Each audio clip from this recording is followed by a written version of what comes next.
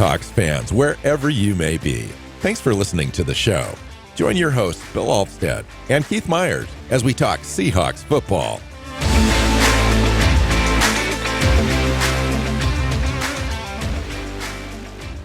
Hey, hi, Seahawks fans. Welcome back to another episode of the Seahawks Playbook podcast. I'm your host, Bill Alvstad, sitting down with Keith Myers here to talk Seahawks football, preview this Tennessee Titans game coming up on Sunday. I thought we'd kind of set this thing up a little bit since we are, way past the midpoint of the season, approaching December. Seahawks sit at 7-3. And just thought I'd talk about kind of the upcoming schedule, what we can anticipate as far as, maybe reframing our idea of, the prediction show, and just kind of revisiting some of these teams coming up and kind of seeing where we should be at. This Tennessee Titans team that we're going to preview today is 1-9.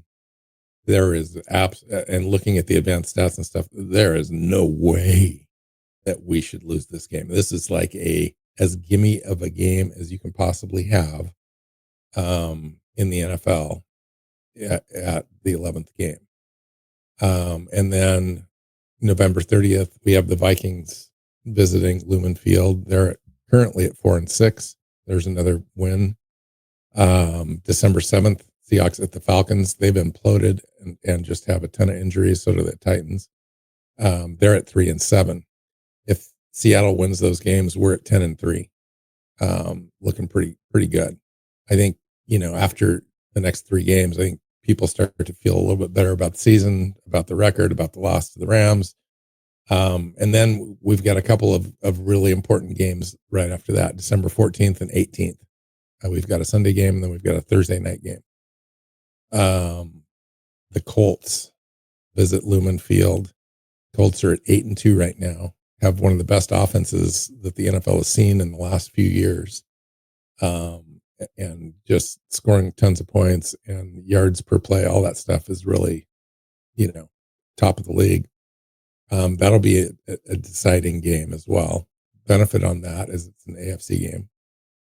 Yep. Then the rematch, right? The 8-2 Rams at the Seahawks on December 18th. Circle that thing now, because that's a really, really important game. Seahawks could have 11 wins at that point. And if we take that game, there's a chance we could just run the table. Honestly. Seahawks at Panthers. Panthers are currently at 6-5. It's not a pushover team, but it's also a team that we should beat. Seahawks at 49ers. On January 4th to end the season. They're currently at 7-4. Everyone thinks they're a paper tiger, but they keep winning. They can only win against teams that you are scheduled against. So I'm not going to say they're a pushover, but if we needed that game on the road, I think I like our chances, but we'll just have to get to that point and we'll see. And that's a rematch game as well. And I don't anticipate Mike Macdonald has any intention at all of losing these rematches. So looking at that schedule, Keith, 12 wins is definitely attainable. We'd have to win 2 of the final 4 games. If we take these next 3, which we should, we'd have to win 2 of the final 4 to get to 12 wins. Seems doable. That was my prediction at the beginning of the year. I thought it was kind of a stretch, kind of an optimistic view of where we would be at, but we're a pretty darn good team. And here we are. What are your thoughts? Well, I think, these next 3 games look like they're all winnable. And then you're right, 2 of the last 4, that seems pretty easy given, how good this team is and the talent on the roster. And, people are like expecting just the wheels to fall off because of what happened against the Rams. Sam Darnold had a bad game. Can we just leave it at that and not say that this is something indicative that the Seahawks aren't the team that people thought they were? or maybe the Seahawks are the team they thought they were before the season started. The defense is still fantastic. The offense is still one of the most efficient in the league. Literally, Sam Darnold had a bad game and made some bad decisions and against threw the the number ball 2 away. or number 3 defense in the NFL. I mean, this was a great team, a good team. Now, I would like to win a marquee game this season against a team that's going to be a playoff team. I think the Seahawks still need to be able to do that and do that on a semi-consistent basis, like win at least be 500 on playoff teams, caliber teams, or winning record teams. They're still needing to do that and show that they can do that, but I feel like they're very, very close. Yeah, and I mean, like I said, this is a team that's been blowing teams out until last week, and I'm not jumping off any bandwagon because Sam Darnold had a bad game. Like, this is still a very good football team, and they have a chance to come back and beat the Rams again. And I would not bet against Seattle in the rematch, given that despite how bad Darnold played in that game, they had a chance to win. Right, the 61-yard field goal came up short and wide, but if the punter doesn't put the ball out of bounds at the 1-inch line, and they're starting at the 20, they get within field goal range and make that kick and win that game, despite how bad Darnold played. I came away from that game feeling that, the Rams are really good, and I think Seattle's better. They just need a competent day out of their quarterback, who's been great all year except for in that game. Yeah, you've seen the comments out there ranging from, oh my gosh, Sam Darnold's horrible, this proves it. The Rams were the better team, yada, yada, to these teams were razor thin separation as far as quality. Daniel Jeremiah said, Seattle's a better team. They just had 4 interceptions and they couldn't overcome those, but they beat them on every other criteria that you'd want to beat a team on any given Sunday. And I agree with that. And Seattle came off of 2 dominating performances before that game. Seattle has a chance now to really kind of get back into the conversation with some dominating performances again in the next 3 weeks. These teams have a combined 8 wins in the next 3 games. And you just need to go take care of business and get it done. The Vikings are, the Titans are Cam Ward's team. He's struggling. He has no weapons. There's nobody to throw to. They've lost their 2 primary receivers, and their third receiver is probably going to miss this game with a hamstring injury or be debilitated. They're calling guys up. They signed 3 guys to the practice squad, wide receivers, this week. And at least 2 of those, plus another practice squad guy that was already there, is going to get called up in this game. Like, it's going to be a mess. Yeah. And Seattle really has a chance here to dominate at the line of scrimmage and just annihilate this team. It's teed up that way, and you don't want Seattle to kind of rest on their laurels and allow this team to somehow creep back in the 3rd or 4th quarter. Just need to kind of take care of business, run the ball effectively, and this game should be no problem. Now, talk to me a little bit before we get ahead. Talk to me a little bit about closing out the season with the Colts at the Seahawks, the Rams at the Seahawks, at Panthers, at 49ers. Those 4 games are going to tell the tale at the end of the day, what this team does for a final season record and where they're seated in the playoffs and what the expectation levels are once they get there. Well, I mean, those 4 games are you're right. That's key because, you run the table there and you're the number 1 seed in the NFC, and the road to the Super Bowl goes through Seattle, and there's a good chance if they run the table, like you just said, if they run the table, if they win these next 3 and then the next 4, that's 14 wins. We Yeah, go that's what I 14 mean. and 3 into the playoffs. They're the number one team. And if you go 0-4 in those games, right, then you're looking at being a 10-win team and maybe making the playoffs. But how likely are either of those scenarios? Well, going 0-4 in those games is not going to happen. Teams Worst should be case good. scenario for Defenses me should be is good. 1-3, and you get to That's true. 11 wins. Yeah, and then you're a 6 seed, maybe a 5 seed in the playoffs. You have to go on the road, and you're viewed as a team that's going to be one and done um, in the playoffs. But it's a building year. Last year they didn't make the playoffs. This year they did. They made some improvement. They have some other some things they need to do They're in the just roster to get better ready for than next that, year. Keith. As you But I say just those words, it's like, oh my gosh, that doesn't even sound like the team I've been watching it in the doesn't, last and it doesn't. 10 weeks. It's not the team that we've been talking about.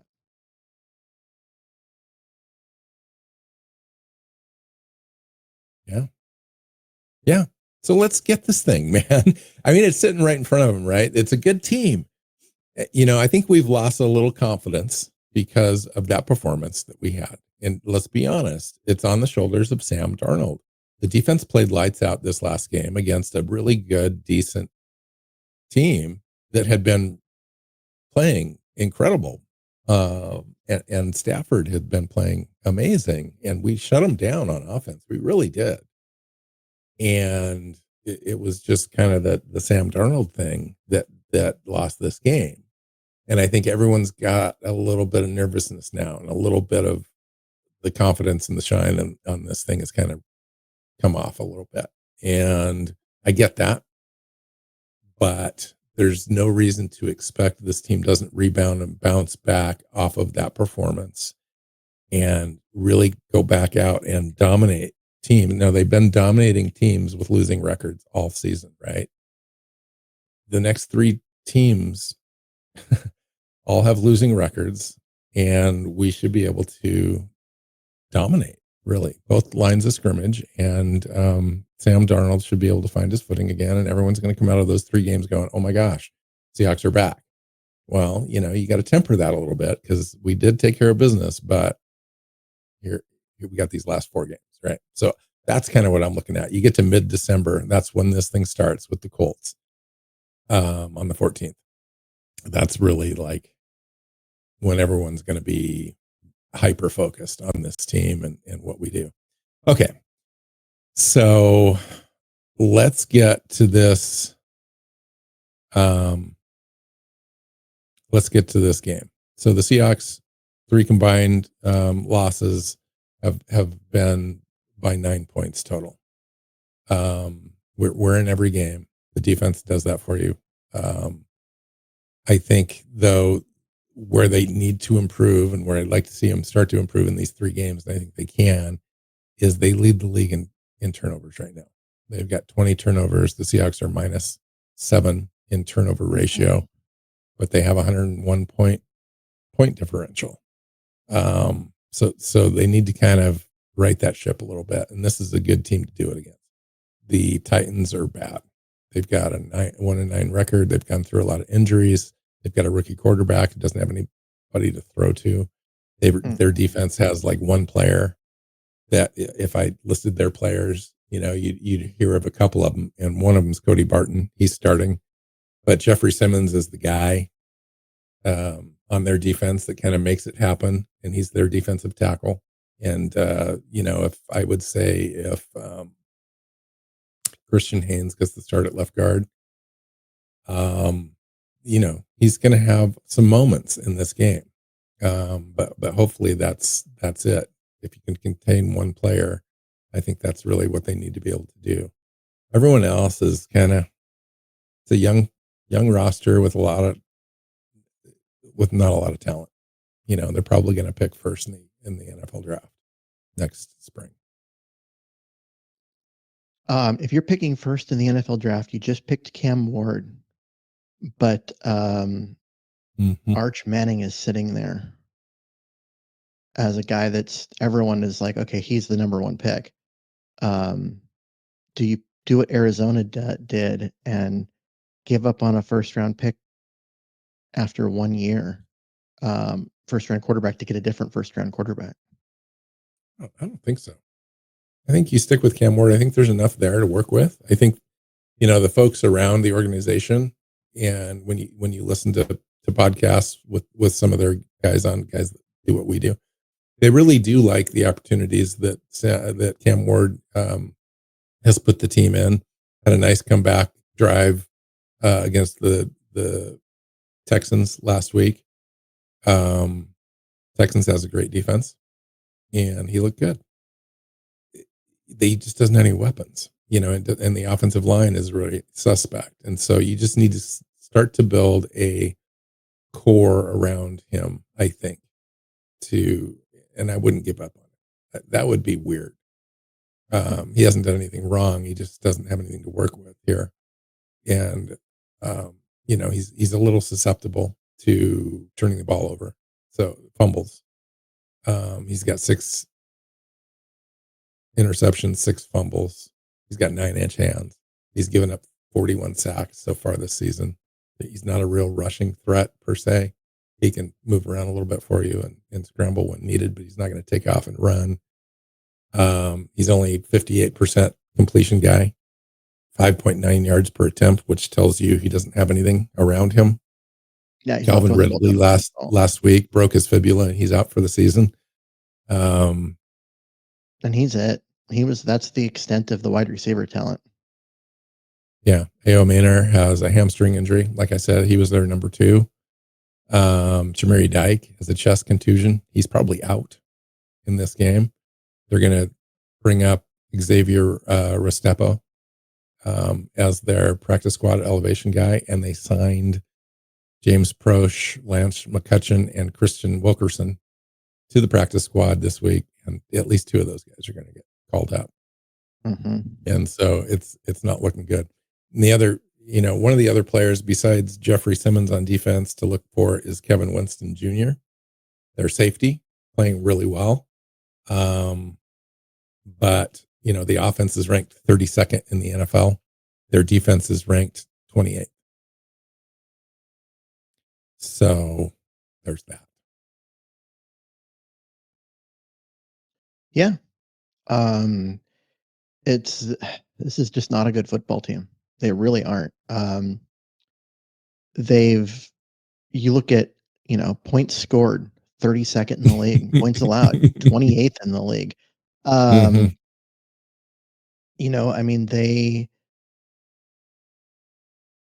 They allow 27.3 a game and they scored 14.4. Yeah. And against the Seahawks, dude, this could be I'm not going to say there's a shutout, but this could be a game where they could get a couple field goals and feel pretty good about themselves. And the Seahawks could score 30. And it's just one of those where you've got a really, really dominant offense and defense going up against a really poor defense and offense. It's going to be something. Go through and look at, I think they've got one good offensive lineman. And Peter Skoronsky, the guard. And they got the one guy in the offseason that everyone wanted Seattle to sign, and Kevin Zeitler. Yeah. And Zeitler hasn't been terrible. But he hasn't been as good as, people have expected. I think that also is partly because of just the awful that he's playing with. But yeah, they've got one good offensive lineman. And then you're going up against Seattle's front, right? You think, Williams and Murphy aren't going to just eat this offensive line? Like, it's going to be, this is going to. Well, they've given up 41 sacks already, and it's only game 11 here. Mm-hmm. And they're essentially giving up 4 per game, and now you're going against Seattle. If we don't get 7 in this game, then Seattle probably came in a little and underperformed a little bit. Well, it's one of those games. You've got to. Here's the deal too, Keith. I think this is a good opportunity to get all your depth players some time on the field. You go out and play hard, build a lead in the first half, and then kind of dial your players down a little bit in the second half. That'll be one of these games where you might score 20, 23, 24 points in the first half and then score 7 more. Just because you're just really just trying to run the clock and get out of there in a meaningless game, really. Yeah. It'll be this game feels very much like the New Orleans game early in the year. Yeah. Where it was just an only absolute blowout. This is a worse game. This is a worse team. Yeah, well, I hate to kind of I hate to kind of paint this thing as just a one-sided lopsided thing, because in the NFL, man, dude, you got to show up, right? You got to play. I can't imagine Seattle coming out of that Rams game and doing anything less than just taking care of business. But young team, young coach, they need to kind of prove themselves in games like this. It's hard to see that it would happen. I've seen this happen though before, and I've seen it happen to like Pete Carroll's team, where they just have a stinker of a game after an emotional game, after an emotional win or loss. And it happens especially in the against NFL. A bad team. But the thing is, you can have a stinker of a game against the Titans this year and beat them. Well, not a 4 interception game. Let's not do that. Let's not do that. Yes. But you can still, as a team, have kind of a stinker of a game and still beat the Titans. They have one win. It was a 1-point win. Every other game has been a loss. Most of those losses have been blowouts. Like, it just has not been pretty for them this year. This is not a talented team. It is not a well-coached team. They beat the Cardinals by 1, by the way. Yes. In October 5th. Yeah, which says a lot about just how down the Cardinals have been, because they've been awful. But they play hard. Do they? Cardinals play hard. I mean, they did the first game that we they did that first game. The first game when the season was just starting and everyone feels like maybe they have a shot. In fact, this game with the Titans was right after that Seattle game. Yep. And yeah. So what do you, beyond the opponent, what are you looking for in this game? Well, so what I'm looking for in this game is you've got a Seattle front that is probably going to be without 2 starters of its own, and it's on its offensive line at center and guard. And the other guard's the one that, is the weakest link. So now you're back to last year's middle of the offensive line, where you have struggles all the way across. 2 good tackles, but then what? And I'm looking at this and going, okay, can we protect Sam Darnold? Can we open running lanes? Can we do those things? Because this defensive front, other than Simmons, is one that you should be able to run the football on. Yeah, they've got Trevonde Sweat, but and he's a one-dimensional player. Yeah. You should still be able to run the football, against this team. You should. And so it's just a matter of, if you can, you can establish the run against this team, then I just think that is what you need to focus on, because you don't want Sam Darnold dropping back and throwing the ball 40 times. Not after a 4 interception output. You want to give him an opportunity to settle in, do a lot of play action, do things that he does well, right?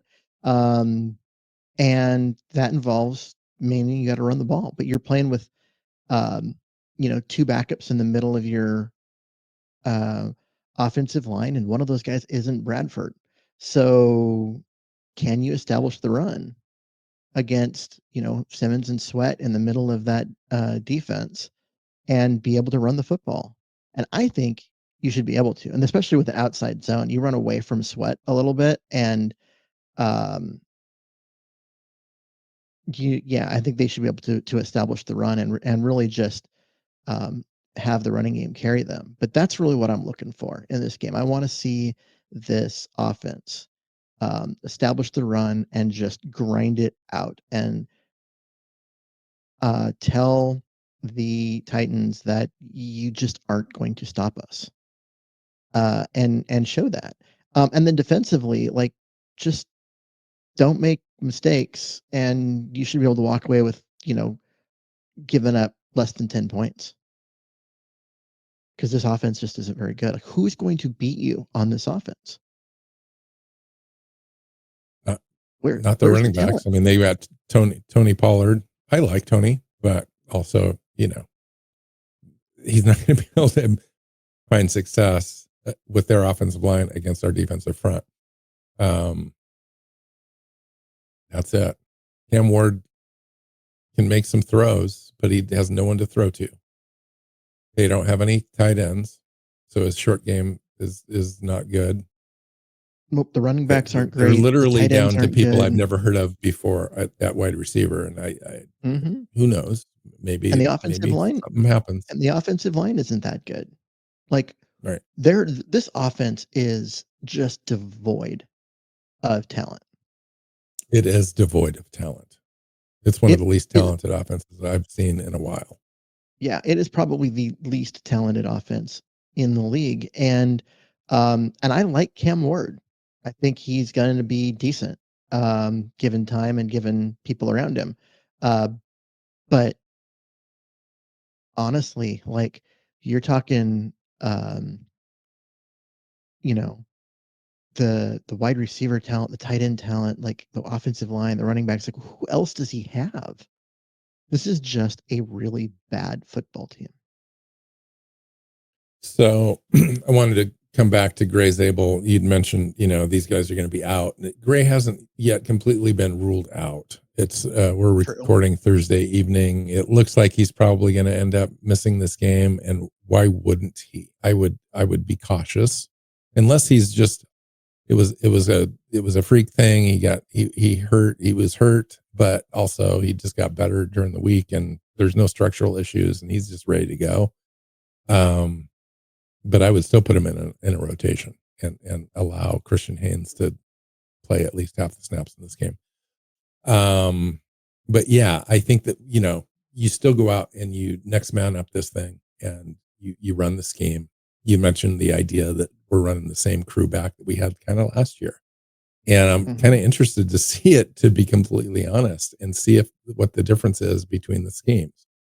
And I think there is a big difference. I mean, we've seen Sam Darnold get the ball out. I think, Smith last year was, 3.1 seconds or something like that to get the ball out, and Sam's at 2.7 or thereabouts. And it's just a better scheme, better fit for the quarterback, and hopefully we can get the running game going against this team. I'm looking for some injury reports, and Gray Zabel did practice today, 4 days after his knee injury. He practiced today. I was not expecting. And he was not limited.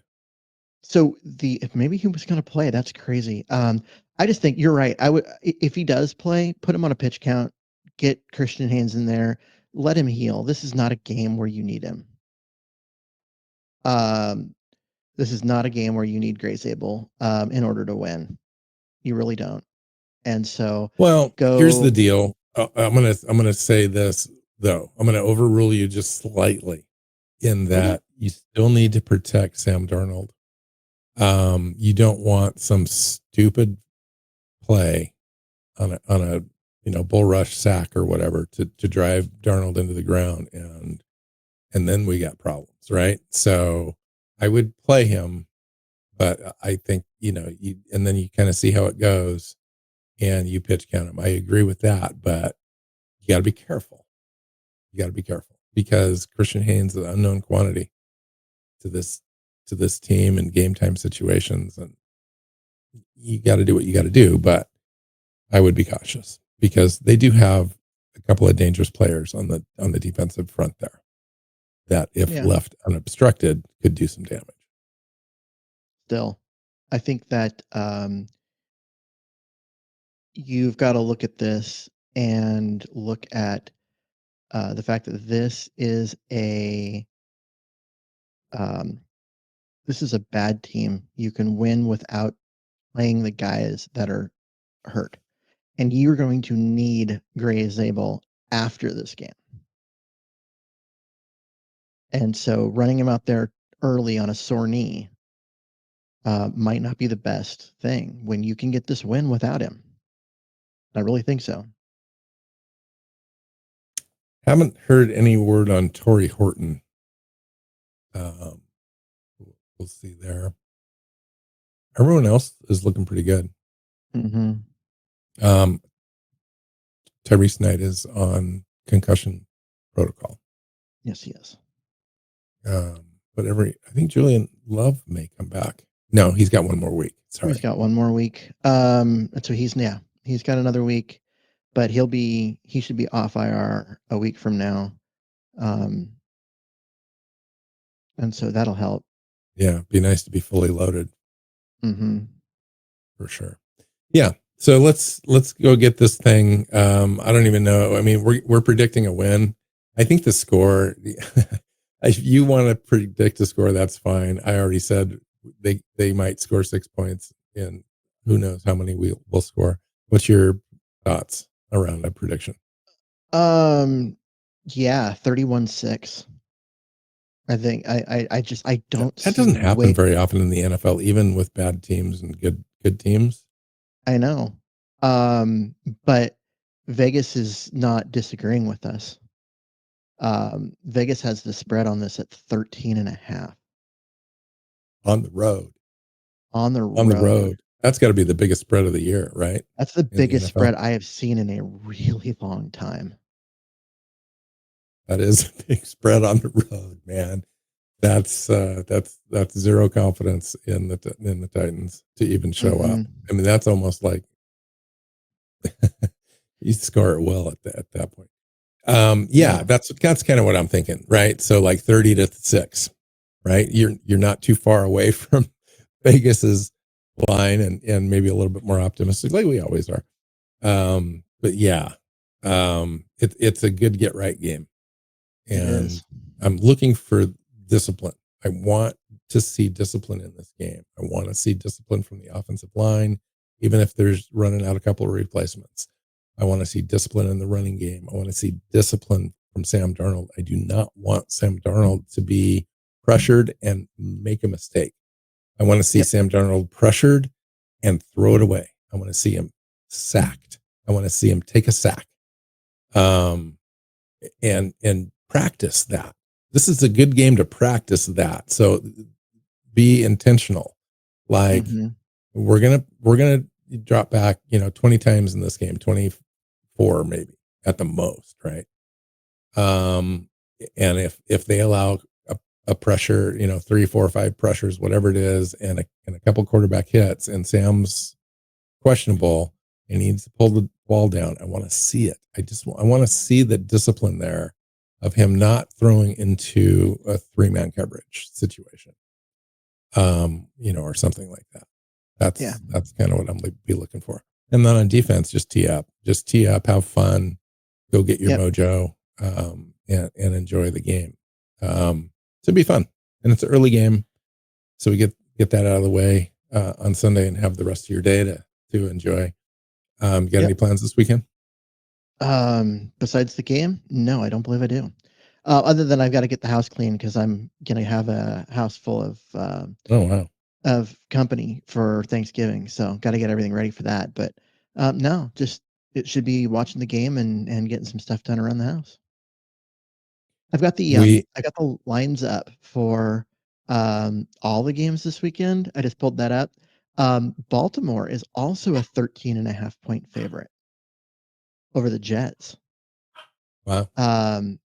which to me is like, God, they had to have 2 games in the same week with that big of a line is crazy. And then the game that I think is the weirdest thing, the 8-2 Indianapolis Colts are underdogs by 3.5 points to the 5-5 Kansas City Chiefs. Yeah. Huh. That's just a couple of really interesting lines to me. Crazy. Yeah, no, I'm tomorrow night I'm going to see a comedian at a theater here called the Celebrity Theater. It's in the Round. I don't know if you may have seen it on you've probably seen it. But for those of you that are listening, you may have seen it on a special, either a music show or a comedy special in the Round where the stage rotates. Mm-hmm.